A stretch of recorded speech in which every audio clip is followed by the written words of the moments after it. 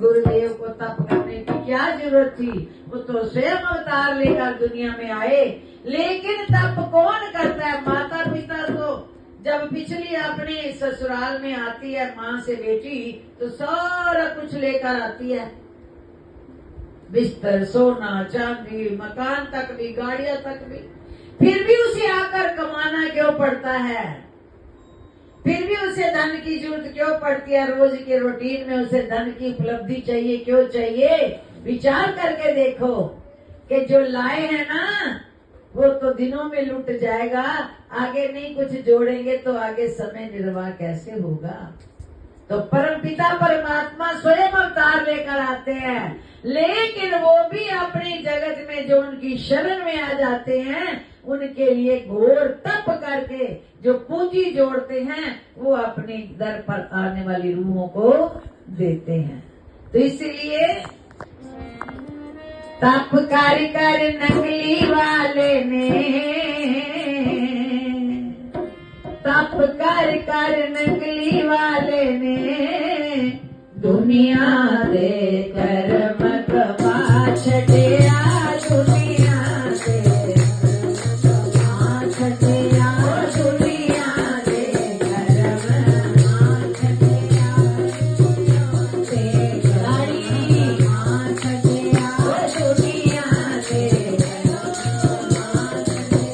दुनिया दे कर्म कमा छटिया। तप कर हरि हर बाबा ने,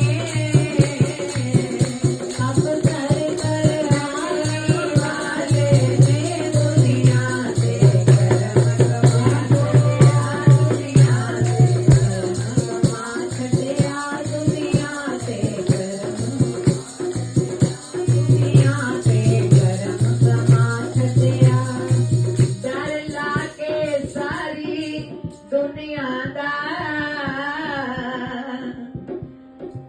क्योंकि प्रेमियों गुरु की शरण में आने के बाद जो सेवक गुरु के वचन अनुसार नित्य नियम से सिमरन करते हैं, क्योंकि बच्चा डरता हुआ है जो पढ़ाई नहीं करता, जो टीचर के मुख से बात पहले निकलती है सबसे पहले वो अमल करके अपना लेसन तैयार करता है, उसे डर नहीं लगता।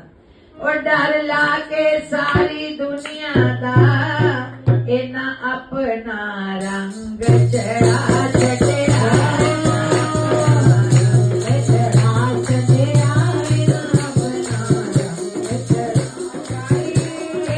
अपना रंग चढ़ा, इना अपना रंग चढ़ा छटिया, इना नंगली वाले ने, तप कर नंगली वाले ने,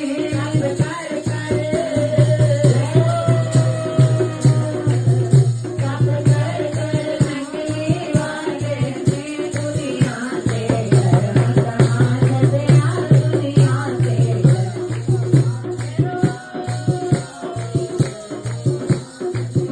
दुनिया दे कर्म।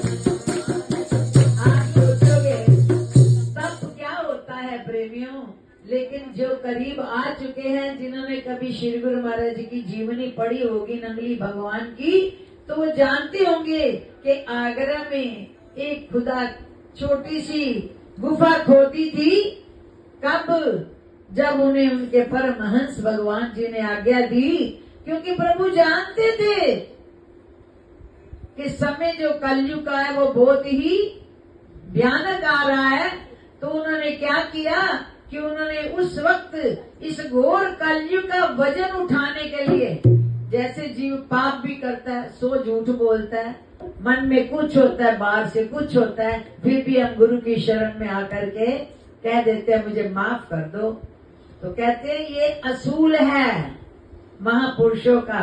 जब हम दीन होकर उनकी शरण में अपने गुनाहों की 100 बार माफी मांगते हैं, तो प्रेमियों गुरुदेव अपने बच्चे के गुनाह माफ कर देते हैं। जैसे हमारी गोद में बच्चा गलतियां करने के बाद कान पकड़कर बार बार माफी मांगता है, तो माँ बाप क्या करते हैं?